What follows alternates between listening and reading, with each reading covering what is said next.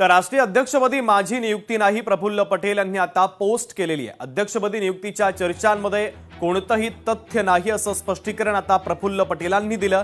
राष्ट्रवादीच्या राष्ट्रीय अध्यक्षपदी माझी नियुक्ती झाल्याबद्दल माध्यमांमध्ये काही बातम्या फिरत असल्याचं मी पाहिलं।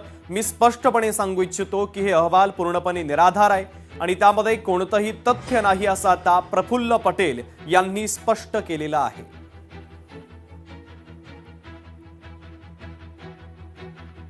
उपमुख्यमंत्री अजित पवार यांच्या निधनानंतर प्रफुल्ल पटेल यांची राष्ट्रवादी काँग्रेसच्या अध्यक्षपदी नियुक्ती करण्यात आल्याची थेट माहिती केंद्रीय मंत्री पियुष गोयल यांनी एका वृत्तसंस्थेला दिलेल्या मुलाखतीमध्ये दिली होती। मात्र त्यानंतर आता पियुष गोयल यांनी ट्विट करत त्याबद्दल दिलगिरी व्यक्त केली आहे। मी माहितीची पडताळणी न करता माध्यमांमध्ये काही विधान केले होते, पण नंतर ती माहिती चुकीची असल्याचं आढळलं। दिशाभूल करणाऱ्या माहितीबद्दल मी माफी मागतो असं पियुष गोयल यांनी म्हटलेलं आहे। The NCP as a part of Mahayuti has performed very well. The leadership is was with Ajit Pawar and now with Sunetra Pawarji. Prafull Patel has been appointed national president of the NCP.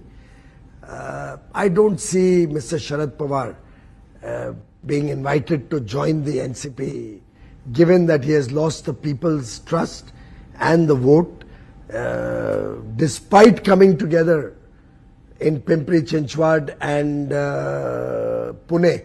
We saw them being wiped out. तर दिशाभूल करणाऱ्या वक्तव्यासाठी माफी मागतो असं आता पियुष गोयल यांनी म्हटलेलं आहे। लोकशाही मराठी ऐका, पहा, जागरूक रहा।